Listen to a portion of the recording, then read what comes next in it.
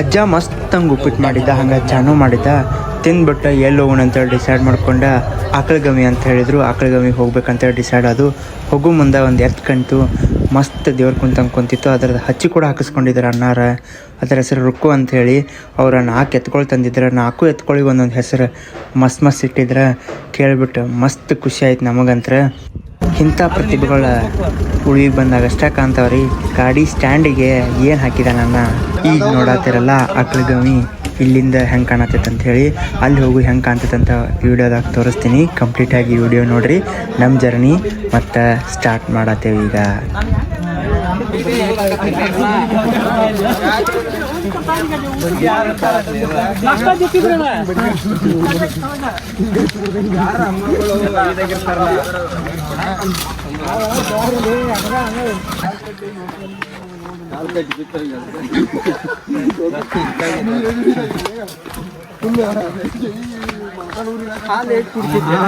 ಅಸಹ್ಯ ಮಾಡ್ತಾನಂತ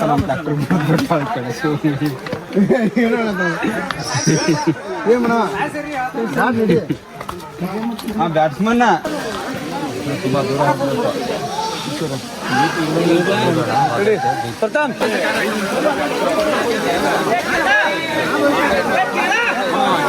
ಅಂದೆ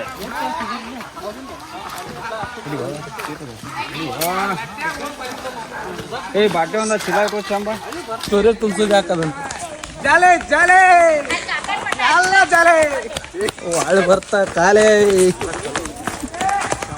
ಹಾಂ ಮಾತಾಡ್ರಿ.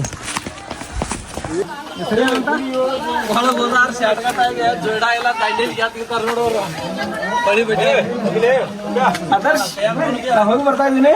ಓಕೆ ನೀವು ಹಂಗೆ ಬಾ ಸುಮ್ಮನೆ ಹೋಗಿ ಬನ್ನಿ ಅಣ್ಣ. ಆದರ್ಶ ಇಲ್ಲ ಐತ್ ಬಾ, ಭಾಳ ದೂರ ಬಾ. ಬೇಡ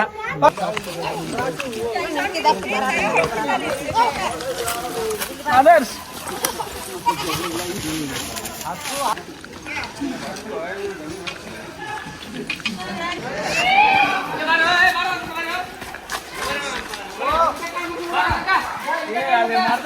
ಬನ್ನಿ ಬನ್ನಿ ಜನರೇ, ಬನ್ನಿ ಬನ್ನಿ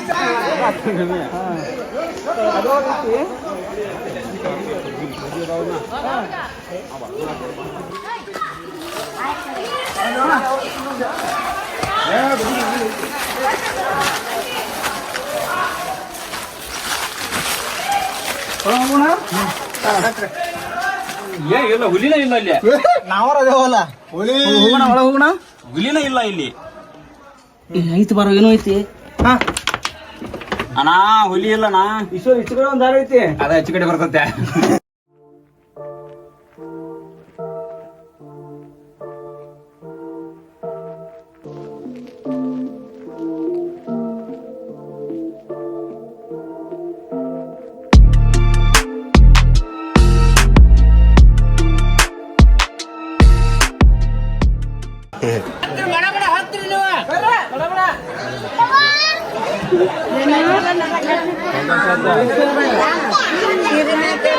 ನೀವು ಯಾರು ಹುಡುಗರು ನಾನು ಹತ್ತಿ ಸ್ವಲ್ಪ ನನ್ಗೆ ನೋಡ್ಕೊಂತೀರ. ನನ್ನ ಕೈಯಾಗ ಒಂದು ಕ್ಯಾಮ್ರಾ ಇರತ್ತೆ.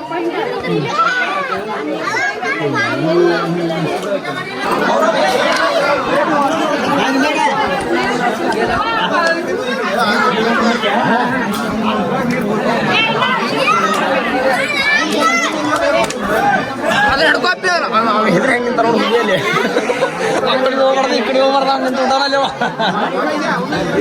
ಹುಡುಗ ಪಾಪ. ಅಣ್ಣ ಚೂರು ಕಾಲು ಬಡದ್ರೆ ಏನು ಅನ್ಕೋಬೇಡ್ರಿ.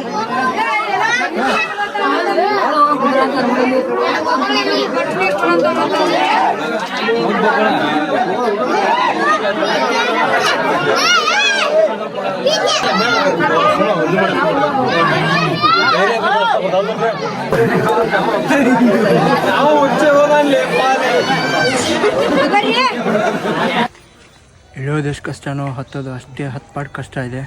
ಸೊ ನಿಮಗೇನಾದರೂ ಬ್ರೀತಿಂಗ್ ಪ್ರಾಬ್ಲಮ್ ಆಗಲಿ, ಹಾರ್ಟ್ ಪೇಷಂಟ್ ಇದ್ದವರು, ವಯಸ್ಸಾದವರು ಖಂಡಿತ ಕೂಡ ಬರೋಕ್ಕೆ ಹೋಗಬೇಡಿ. ಯಾರಾದರೂ ವಯಸ್ಸಾದವ್ರು ಹೋಗಿದ್ರೆ ಅಲ್ಲಿ ಒಂದಷ್ಟು ಫೋಟೋಗಳನ್ನ ತೊಗೊಂಡು ಬಂದಿರ್ತಾರೆ, ಅವನ್ನೇ ನೋಡಿಕೊಂಡು ಎಂಜಾಯ್ಮೆಂಟ್ ಮಾಡಿ ಅಂತ ಹೇಳ್ತಾರೆ. ಸೊ ನಮಸ್ಕಾರ.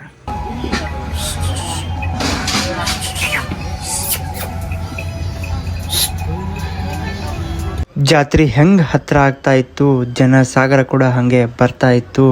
ನೋಡಕ್ಕಂತೂ ಎರಡು ಕನ್ಸಾಲ್ದು ಈ ಉಳ್ವಿ ಜಾತ್ರೆನ.